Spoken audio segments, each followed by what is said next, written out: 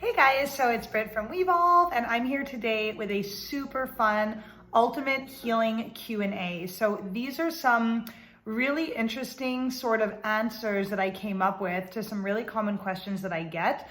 And I wanted to sort of word it in a way where I ask a question that sort of feeds the answer of what I feel the average person or most people need to know when they're going through a healing journey. So this is a really cool video. I think these are going to be some really important concepts that are easily overlooked in healing. So let's dive right in. What matters more, diet or emotion? So this is actually a question that I get a lot of people that are like, hey, should I do like shadow work, emotional work, or should I focus more on my diet? Because trying to do everything at once makes me feel really overwhelmed. So what I personally believe, and there is like unshakable doubt in my mind, working on your emotions is 100 billion times more powerful, that exact number, no, I'm kidding. But I think it's 100 billion times more important than your diet. If you guys haven't read my book, Fully Ascended, I recommend checking it out. It's in the Wevolve shop. I'll link it down below. Wevolve Tribe members get 10% off of all products in the shop by putting in a capital Tribe 10. I'll put that down below for you guys as well. I really recommend reading that book. It will show you the exact hertz and megahertz frequency of all the essential oils, the emotions, the body systems, the diseases, the foods. It's super interesting to see how little food actually alters our frequency, but emotions can have your frequency high, low, like down in blocking ascension phases and stuff like that. So our emotions are the most powerful governing agent of our vibrational frequency, meaning whether or not we're in alignment with disease, whether or not we're in alignment with certain infections and parasites, or whether we're in alignment with healing energies and health and revitalization and cell building and DNA repair. So in order to heal, you need more light energy. That means light emotions, high vibrational emotions. It means sunshine. It means electrons from grounding. It means sleeping and cellular repair. It means being happy. What you don't need more of is sprout salads necessarily. There are a lot of people that heal on carnivore diet. This is dead low vibrational foods, guys, unless you're eating it raw, like eating cooked dead animal. And I eat meat. I'm not judging here. I'm not like a radical vegan or anything, but all I'm saying is that like there are people that are healing on a carnivore diet. How do you explain that? Okay. If vibrationally, like high vibe stuff, foods and stuff are healing, like there are people that heal on raw vegan diets, but I know a lot of very low vibrational raw vegans, okay, who are eating a higher vibe diet, but their emotions and their energy is low vibrational. So I wanted to talk about that briefly and share with you guys how unbelievably important, critical even it is to work on your emotions. The way to start working on your emotions is not just to like fake being happy, which a lot of people do. It's actually to address the things, like write a list if you need to, of the things in your life that make you feel unhappy. And you might not have any, it might just be because your gut is damaged, or there might be circumstantial reasons why you're not happy, like a job, a lover, a family member, you know, life circumstance, whatever it is, your health condition.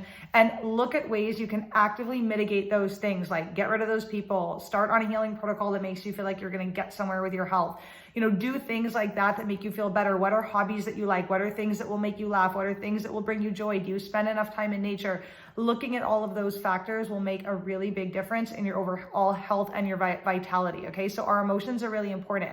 Also, our beliefs. What we believe about ourselves, our life, our healing regime, the world, those things play a huge difference in our emotions. So if I'm thinking things like, you know, I'm ugly, I'm fat, I'm miserable, I'm sick, I'm certainly not going to be feeling very happy. So changing our thoughts is a great conduit to changing our emotions. When we think things like, I am beautiful, I am wonderful, I am powerful, I can make a difference, I am worthwhile, I am healthy, I am happy, I am healing. Every day I'm getting closer to my goals. I'm a powerful human being. I matter. I love myself. I love life. The world is beautiful. I love the sun. I love nature. I love animals.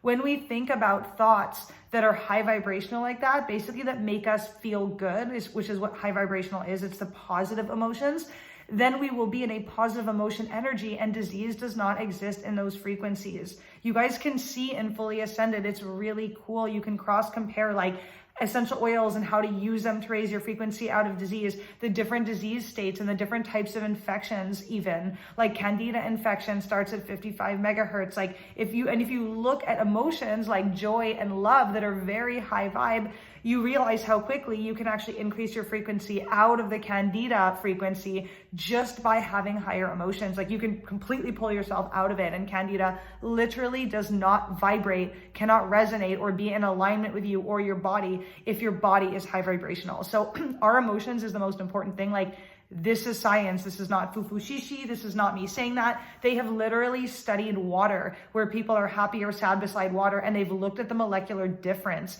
Sadness and anger and stress around water destructures the water, creates like ugly cellular behaviors in the water. And when I say ugly, I mean like abnormal and not healthy.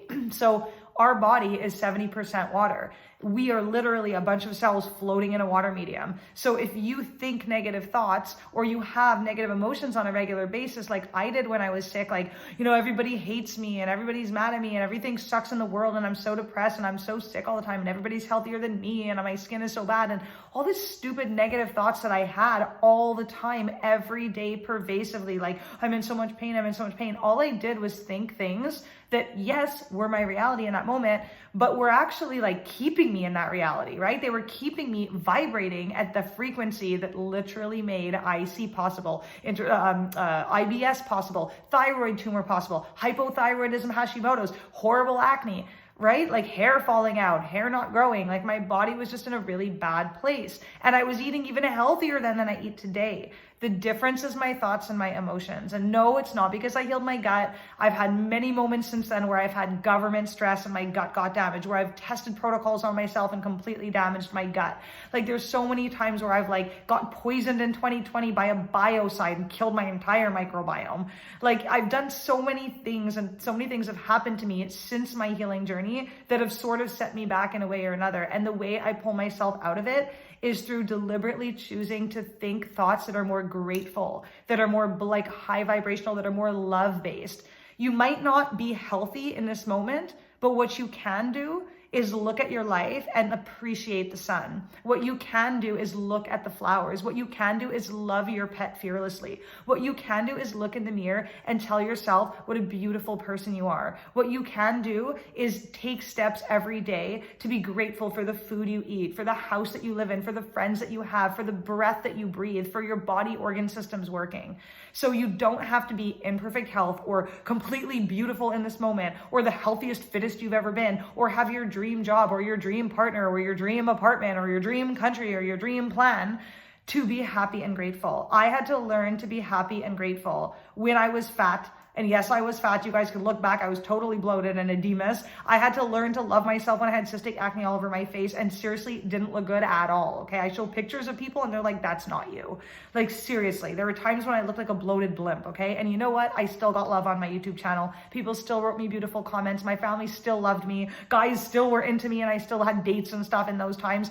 And you know what? I was still the same amazing, beautiful person that I am today. So learning to love myself at my worst, physically, emotionally, spiritually, in my life, when I was bankrupted, when the whole world was vilifying me, there are many, many times where I had to learn to rise above, to like look for the beautiful moments. And looking and choosing to look at those beautiful moments over time led me to have a way more beautiful life. Like my life started to embody my mindset, not the other way around. I didn't like get happy when I looked good. I started to look good when I got happy. I started to get less sick when I got happy. I started to like have more blessings in my life when I started being grateful for the little that I did have. So I learned to love myself at my worst, and that is what we need to do to change the world. Love is the most powerful thing. So I just wanted to touch base on that briefly. So yeah, if you still think that your diet makes any difference in what you're in your healing journey, then, I mean, it makes some measure of difference, but very little. The amount it changes your frequency is very little. It's our belief about our diet that actually changes our frequency. For instance, a person who goes raw vegan, who believes that that's super high vibrational and going to cure all their stuff. Like people that hear medical mediums like hocus pocus about Epstein-Barr virus and believe that celery juice is their cure. Every time they drink celery juice, they're like vibing high. Not because celery juice is a miracle cure. I mean, I love celery juice. I have nothing against it, but it's not the celery juice, you know what I mean? Like it's the belief in it, the way people believe carnivore is going to heal them, the way people believe that a fruitarian diet is going to heal them, the way that people believe that starch solution is going to heal them, the way that people believe paleo or autoimmune paleo is their cure, the GAPS diet. People are healing on every diet on earth. Explain this to me. It's because those people, the diet that cures them is the one that they believed in the most, the one they had faith in, the one that they trusted, at least on some level, would eventually bring them success. And them believing they were going to have success is what brought them success way more than the diet itself. I have actually healed myself of like similar issues on like multiple different diets many times in my life. I've used many different protocols for UTIs. I've used many different protocols for IBS. I've used many different like parasite cleanses and seen results with pretty much most of them. I mean, some are less good than others. I've shared a lot of videos on what worked and didn't work, but you know, like you can choose many things in terms of your diet, but your emotions, you don't have as much wiggle room. Stay in the high vibrational emotions. In that book, Fully Ascended, I literally have a list of the highest vibe emotions, starting with, I believe, peace is the highest one or joy is the highest one. And it goes all the way down with like love and hope and all that stuff, like harmony and compassion. And it goes down like gratitude. You can actually see the vibrational frequency. So gratitude for me was the easiest one to hold on to, because being happy felt impossible. Being joyous felt impossible at the time. Being hopeful, I mean, I really struggled with like having hope and faith at that time, but I was able to be grateful. I was able to feel love. So I chose love, which came easy to me because I'm a very loving person, and I chose gratitude. You can pick ones, like maybe you're a very compassionate person or you're a very calm and peaceful person. Pick two of the high vibe emotions and choose to implement those into your day-to-day and focus on things that make you feel that way as much as you can through the day. You will literally like disarm your infections, because they can only vibrate, like each bacterial infection, each parasite, each fungus has its own vibrational frequency and requires a like medium to survive. If you are vibrating at, 300 hertz, you're definitely not going to be having infections that are at 55, So you have to manipulate your own frequency if you want to heal super, super fast. And emotions, there is nothing stronger than emotion. Even belief is really strong, but belief is only powerful because it generates emotion. The emotion is what makes stuff happen. So law of attraction, manifestation, it is the emotion that comes from your belief and the words that you speak and say to yourself that are actually creating. The emotion is that blast of energy out into the universe that is attracting you back things that vibrate on that same frequency. So if you don't want to be living disease, don't be thinking disease all day long. You're literally manifesting a nightmare reality for yourself and like putting yourself on the path of more illness. Like choose to feel better, because you can suffer but emotionally feel happier. And it's your physical suffering has nothing to do with how happy you are. You can actually choose to be happy anyways in spite of your physical suffering. I know I've done it a multitude of times, okay? I've had people ask me how I can film documentaries and be happy with Giardia and a splitting migraine. You know how I can do it? Because I choose to focus on what I'm sharing with love. I choose to focus on love. I choose to focus on gratitude. I might have a migraine, but at least I'm not dead. You know what I mean? Like I'm using a radical example, but at least I can eat this delicious chocolate cake. At least I'm still able to speak and share and communicate. At least I have this amazing videographer to film this video. At least my body's powerful enough that I don't have to miss a weekly video drop. Like I'm just giving silly examples, but this is what I mean. It's like you don't have to, you can laugh at a party even if you have a bladder infection. You can like go for a walk even if you have IC. You really can. Like even if your IC is so bad that every step makes you want to scream, I've been there, you can still put one leg in front of the other and go for a walk and smell the fresh air and notice a flower and thank God for another day on earth. You can. So it's mind over matter. It's about mental fortitude. And when we're sick, it calls on every fiber of who we are to become the best version of ourselves so that we can raise our own frequency out of that disease state. It is a self-empowerment journey, way more than an actual physical disease journey. I actually believe that all disease is in the metaphysical and in the 4D and not even in our physical body. And our emotions are literally making us manifest these physical symptoms. That's what I believe. And yes, there are parasites and gut infections, but they wouldn't continue to be thriving in our bodies if we raised our frequency. So, and I'm not talking like foo-foo shishi, like hippie style shit. Like I'm talking everything's an energy. Everything can be measured. Everything has a vibrational frequency, and you will not have infection that resonate at this frequency if your frequency is on a completely different timeline, on a completely different path, in a completely different frequency range. It's just not going to happen if your body's high vibe. So get your body to be high vibe. And in the meanwhile, by doing this, you're not just curing your disease, you're feeling better right away. Because being grateful, even when you're sick, feels super good. It feels really powerful. You will instantly feel better. Choosing to like focus on things you love or find beautiful will make you feel good right away. It will decrease your pain right away. It's really cool the way that works, okay? So do what you can with that. Let me have some water. Okay. Can happiness cure disease? This ties a little bit into what I was saying already, but like, I remember when I got my worldwide slander and everybody was like, you know, like YouTuber, like crazy anti-vaxxer says you can cure, I forget what the title was, like of all these like slam articles, but it was like, it says that you can cure a cancer with, you know, happy thoughts and juice. And I sat there and I was like, you absolutely can. Like they're making fun of me and trying to like discredit me, but you 100% can cure cancer with juice and happy thoughts. Like that's literally how it works. I know it sounds hippie and crazy and whack and quacky, but this is the reality of the realm that we live in. Juice is super healing and easy to digest, super high vibrational, especially if it's low sugar, and super high antioxidants, super high in chlorophyll, super high pH, and way more importantly than that, it'll make you feel empowered, like you're moving towards a healing journey. You can also heal cancer without juice, I'm just saying, but happy thoughts are required, okay? Happy thoughts, choosing to live, choosing to be grateful. A lot of people that have cancer, especially if they don't go the chemo route, they suddenly start to have way more appreciation for life. They think they were going to die. They're told they might not have long to live. And all of a sudden they start loving their wife more, their husband more. They start going out more. They start wanting to do more things. They start, like, some people don't, the depressed negative ones. And those are the ones that die. Okay, the people that are like, oh my God, I could die in 2 months. And they're like, let's take that vacation I never took. And they lie in bed crying with their wife, saying to themselves, like, I'm so grateful to have another day with you. I don't want to leave. Like, I will do everything I can to stay here and take care of you. Those are the people that survive, the people that choose love, the people that spend time with their family, the people that you know, make a will with love, the people that choose life, the people that realize that they've been taking their life for granted and decide that they're never going to do that again, even if they only have a month left on earth. That is what heals, okay? It's that moment in time where you choose to be higher vibe, where you choose happiness, where you choose gratitude, where you choose hope, where you choose faith, where you choose being present and living in the moment and realizing what really matters. When you're faced with death, that's when you decide that life matters, that there were so many moments that you underappreciated. There were so many like magical instances in life that you just overlooked or didn't notice or just threw away to the side. These are the moments when you realize that life is really worth it. So yes, happiness cures all disease. It cures cancer, it cures disease. It completely abolishes candida. Happiness is the cure to everything. Love is the cure to everything. That is just the way that this is. I know it sounds like too simple to be true, but it really is that true, okay? You don't need fancy medicines and all kinds of crazy protocols. What you need is to love the protocol you're on, love your body enough to do something you believe in, do it for long enough, have faith, have love, re-find your passion and zest for life, even in spite of your illness.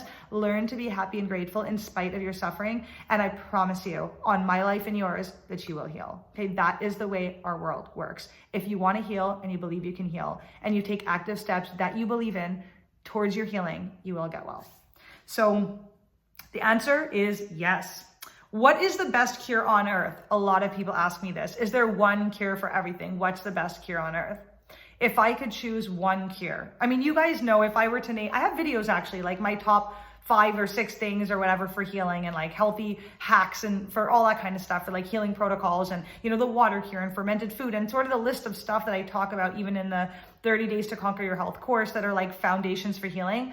But I'm not talking about that. Like, I'm not talking about kefir this time. I'm talking about something way more powerful than anything you're going to ingest and consume. There is one thing that literally cures everything, that is the best healing remedy on earth, not just for ourselves, but for the collective, for Mother Nature, for planet Earth, and that is love. Love is the most powerful energy that exists on earth. It is what drives us to protect the planet, to protect each other. It's what drives us to feel our best. Nothing feels better than being in love. We know we've all been there. That is the literal best feeling that exists on earth because it's so high vibrational. It's so generous. It's so outward. It's so beautiful and healing for the planet. Fear and doubt and worry and being scared of viruses we can't see and being worried about conditions we can't pronounce.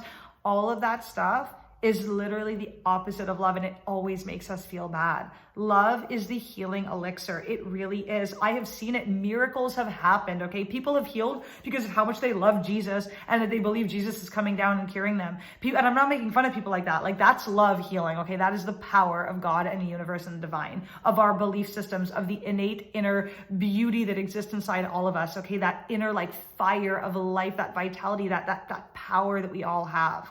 So love is the most healing force. Some people have been literally like mangled by car crashes, and their family, like 10 people, and on Facebook, they ask a group of people to all pray together, and they pray and they touch the body of their dying loved one, praying, begging for a miracle, and that person pulls through. I've seen it time and time again. I've heard these stories. We've all heard these stories. We've seen miracles happen in our own lives. Every single one of us, if we're honest with ourselves, we've seen stuff that can't be explained.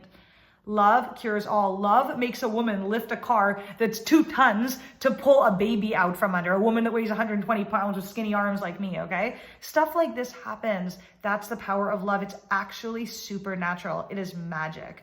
And so even if you don't have romantic love in your life, you can love your pets, you can love yourself.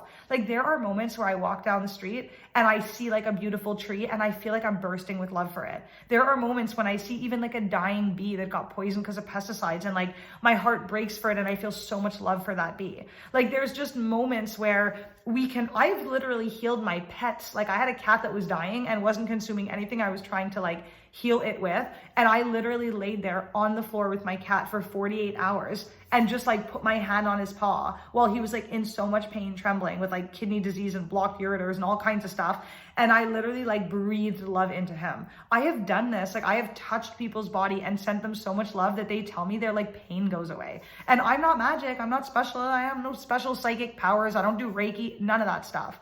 Like, this is just the power of fierce love. We all know what it feels like when someone like touches our hair with love, when someone gives us a hug and we feel that love, when we meet a person that embodies love and we feel so warm and so home in their energy space. Like, love is the most powerful thing on earth. I think the love with which I shared the information that I did on my channel is actually what made me so dangerous to the corporations. I don't think it was the information that I was sharing. I think it was the amount of honesty, truth, authenticity, and genuine love, and the truth and power that was behind what I was saying, knowing that these things actually work. That is what was felt by people that were watching my videos, and that was what was transforming people's health, not necessarily the protocol itself, okay, or the recommendations itself.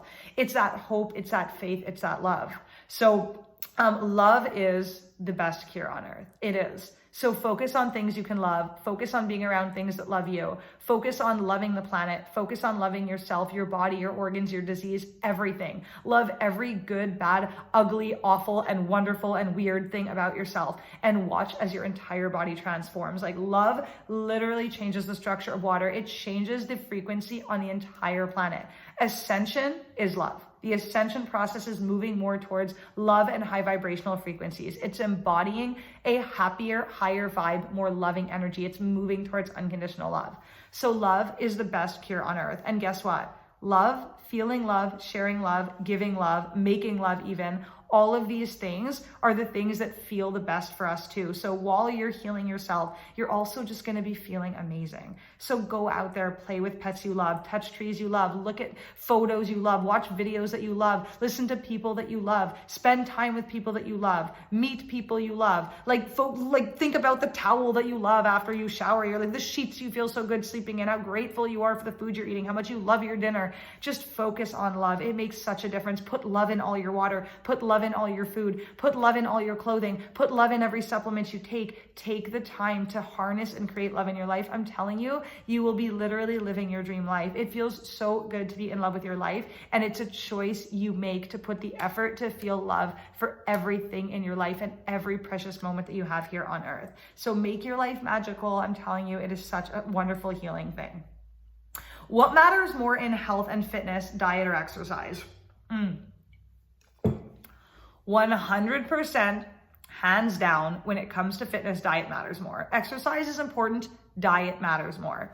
I would say that a combination of a good diet that is non-inflammatory for you, that regulates your blood sugar, that satiates you and makes you feel super satisfied, and that works with your schedule and doesn't feel stressful, combined with walking 5 to 10K steps a day, will usually get most people fitter than they've ever been in their life, especially the diet part. But walking is so epic for weight loss. I'm telling you guys, like, it is a staple for fitness that most people overlook. I know a lot of people who pound it out in the gym for like an hour to 2 hours, like every day, 5 or 6 days a week, but they literally never walk. They just go to the gym and do weights and never walk. I'm not talking cardio and running. I'm talking like straight up walking for an hour a day, like being active, like waitress style, or going for a walk, or walking places, like taking the elevator, or I mean the escalator, not the escalator, stairs and stuff like that. Like, these things make a huge difference. So I know people that are so like intense about the gym and they don't have as fit a body as people that just walk.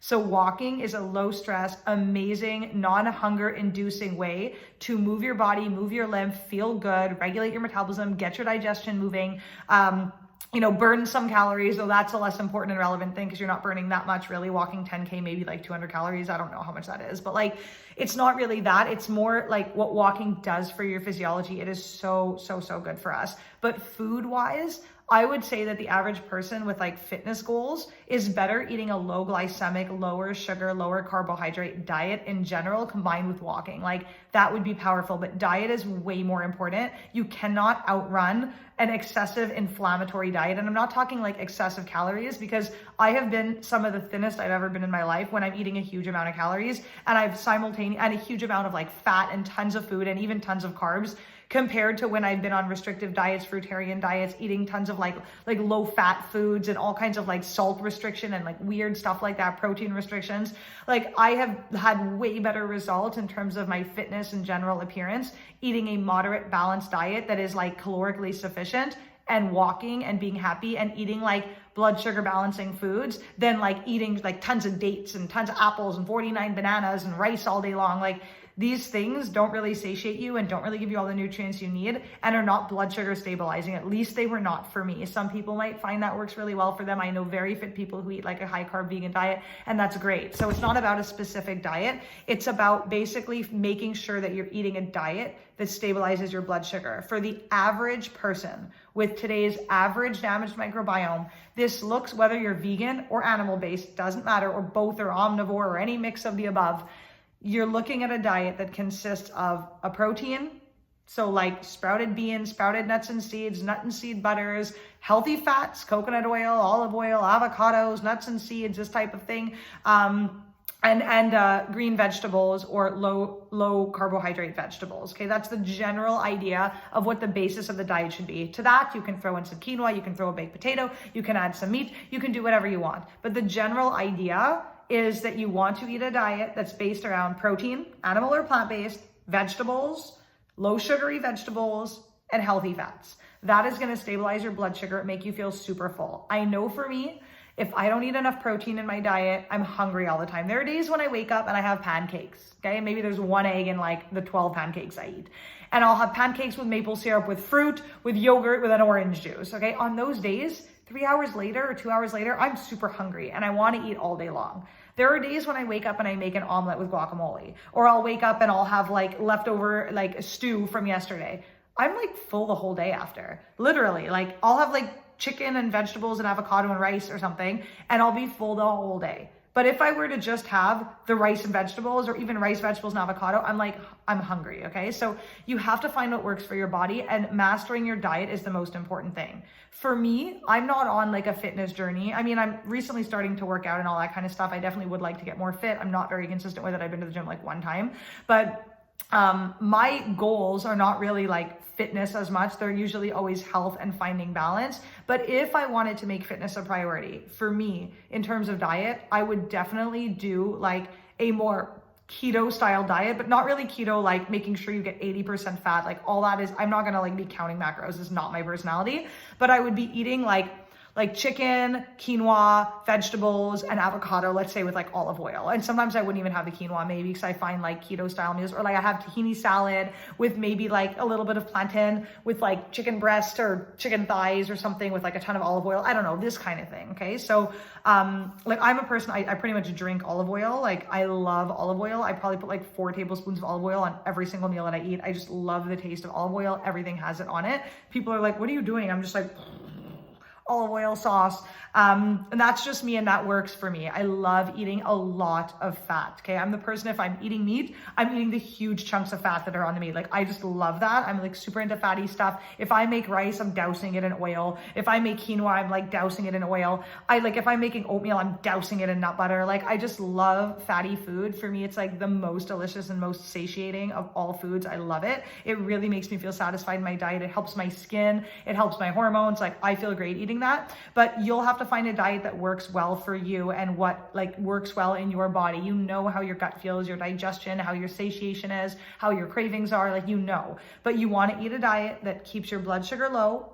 When you finish a meal, you should not be hungry again for at least 4 hours. If you're hungry again within 4 hours, you didn't eat enough protein, you didn't eat enough fat, you just didn't eat the right food for you, or you're eating foods that are like not at all what's working in your body. When we're inflamed, we're more hungry all the time, and our leptin and ghrelin hormone, like satiation hormones, are off. And we end up actually like having more ghrelin or whatever it's called, and being like super hungry all the time. So you don't want that. You want to have balanced hormones, and that comes when you eat right for your body. So I'm not a person who's going to eat like a 6 banana and ice cream for breakfast. Sometimes I do, and I like it, but I know when I do that, I'm probably going to end up like eating a lot of sugar and stuff that day. I'm going to be like really hungry all the time. It'll be more annoying. I don't feel my best when I eat that way. So most of the time I don't eat that way. And if I'm eating that, that's dessert after I've eaten a proper meal that actually satisfies me. So like, I'm not a person that typically eats pancakes for breakfast. I'll eat like eggs and meat and vegetables or guacamole or I don't know, something else.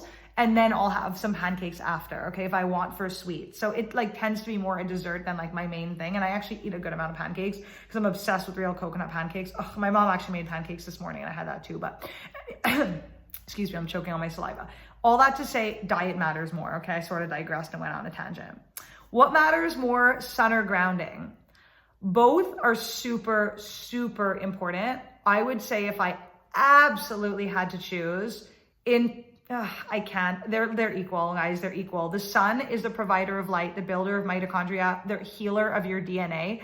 And grounding is the detoxifier of literally all toxins and EMF and radiation and the neutralizer of heavy metals and things in the body, like the balancer of your microbiome. It's literally like the grounding force that cleanses your body. But I would say if you had to go like a year without one or the other, then skip grounding and take sun, because the sun is like so penetrating, so radiating, and to some extent also healing. The sun, we are light beings. We absolutely need light. So we will feel way more negative effects.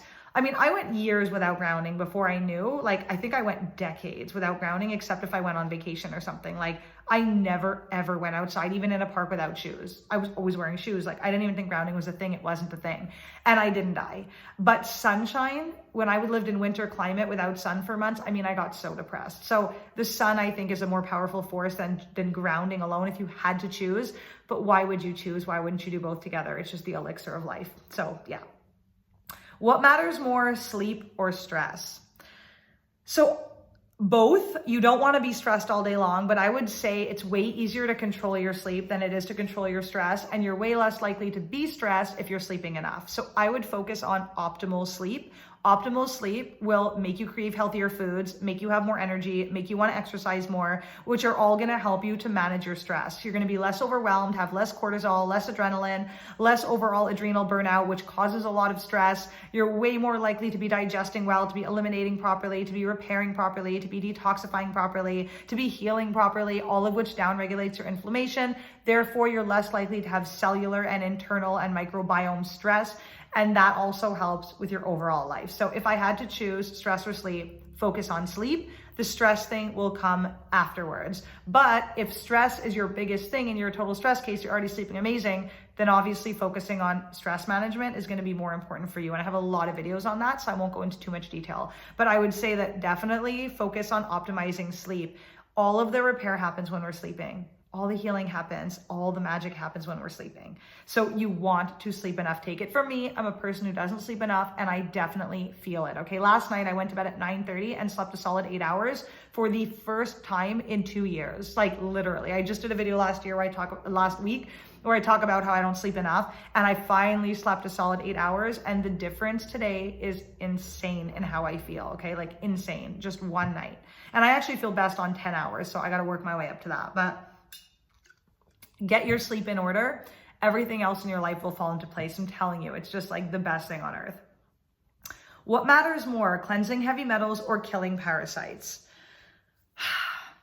This is a tough one. I don't believe that either is the most critical thing. And I have a different perspective than people. I actually believe that heavy metals are there and they accumulate in our body when we hold a dense and low vibrational frequency. I believe that parasites overgrow when we hold a low vibrational frequency because they're low vibrational and so are heavy metals. I believe that heavy metals and parasites and candida and stuff work together to protect our tissues from our toxic emotions, our toxic thoughts, and our toxic habits and food.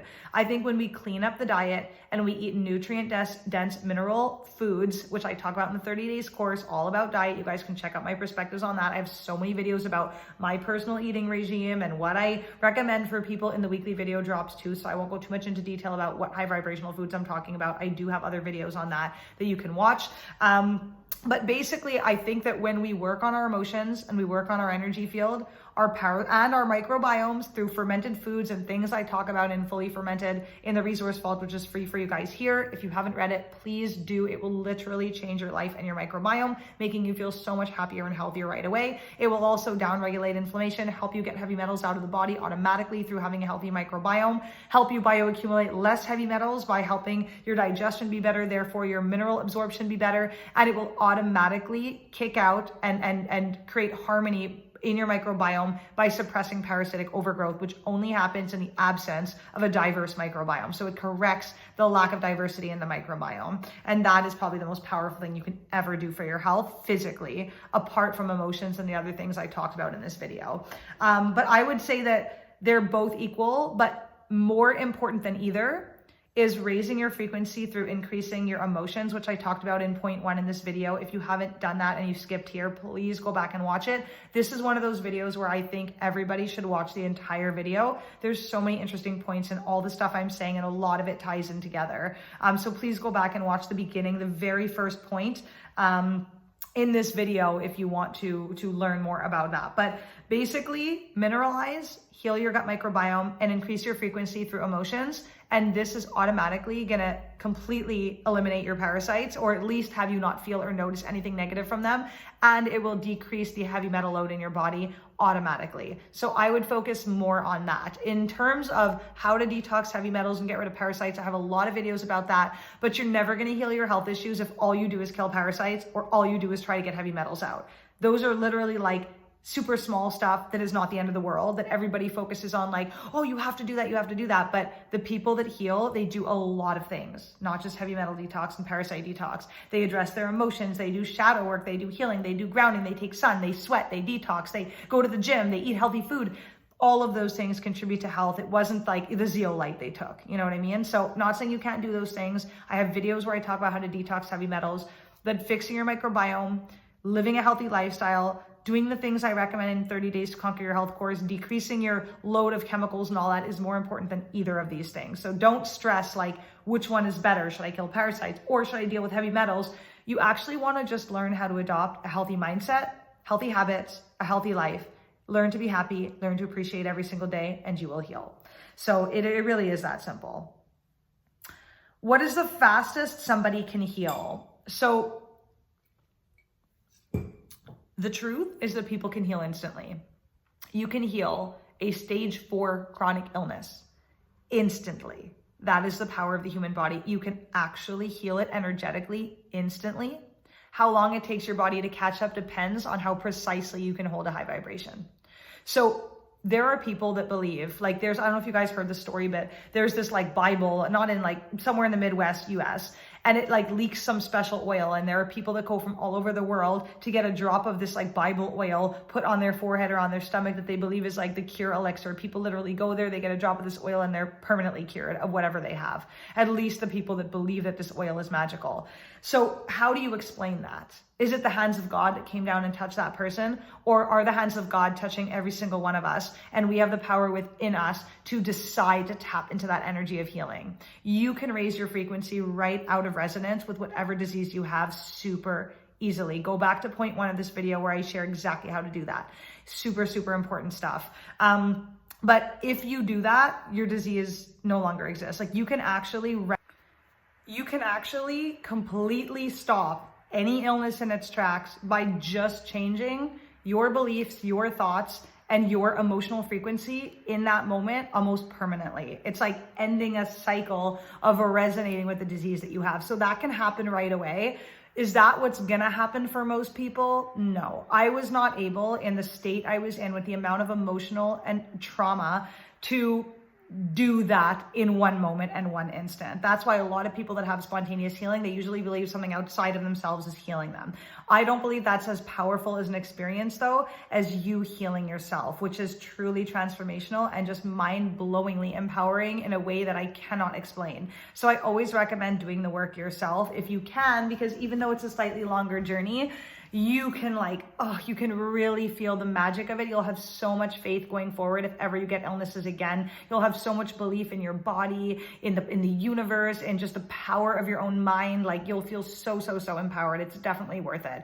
But you can heal right away. Most people though will take anywhere from 3 months to 2 years to heal a disease, depending on what condition it is, what they're doing, how much they're working on their emotions. I've known a lot of people who heal in like 3 months, and what they do is work on their mindset and drink kefir, like super simple stuff. Okay. I talk a lot about that in Fully Fermented, the importance of microbiome and reculturing and all that stuff too. I have tons of videos on histamine intolerance if you don't tolerate things like kefir, but I would make the focus your emotions number 1. Most important thing ever. And I talk about that earlier in the video. So look back at earlier parts of this video and watch that all to learn about the emotional, like how to master your emotions and all of that. And just in general, like just do a protocol that makes you feel good and makes you feel happy, and something that feels easy and sustainable, and just give it the time it needs. It is so cool to actually watch the transformation happen in your body over time. You don't need spontaneous, miraculous healing. It's miraculous enough to go through that journey and learn to be happy in spite of pain,